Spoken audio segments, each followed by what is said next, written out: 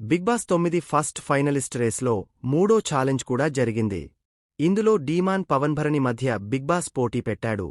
తనుజ ఈ టాస్కుకి సంచాలక్గా వ్యవహరించింది.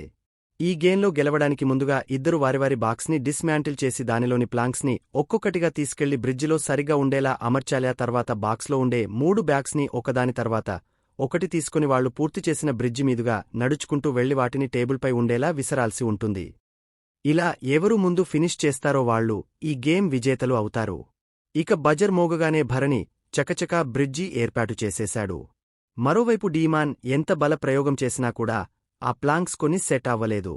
అది పట్టకపోతే వేరేదానికి ట్రై చేయమని ఓ వైపు రీతు, తనుజ చెబుతున్నా పవన్ చెవికి ఎక్కించుకోలేదు.